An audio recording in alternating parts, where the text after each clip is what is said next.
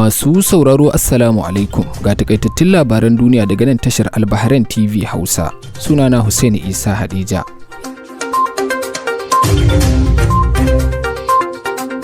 An sauya shirin bikin gudanar da Dimukuradiyya ta bana a Najeriya, inda aka soke jawabin shugaban ƙasa na gargajiya da ake yawan saurara daga gidan talabijin.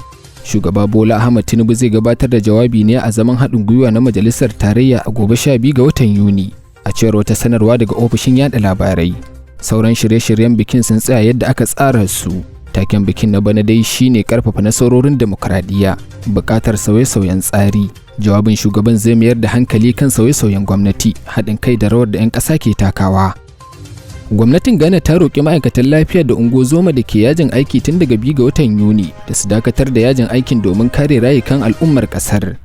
Yajin aikin wanda ya shiga mako na biyu na haifar da cikas mai tsanani ga tsarin kiwon lafiya a ƙasar.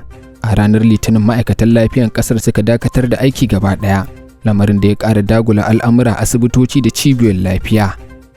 Majalisar Ɗinkin Duniya ta bayyana cewa a halin yanzu yara kusan miliyan 138 ne ke shan wahala ta hanyar tilastawa su yi aikin ƙwadago a sassa daban-daban na duniya.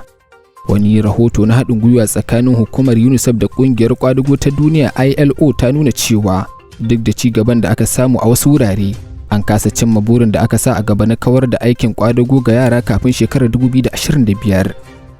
Wani rahoto daga cibiyar bincike kan zaman lafiya a Oslo ya nuna cewa shekarar 2024 ce tafi kowace shekara rikice-rikice cikin shekaru 80 da suka gabata.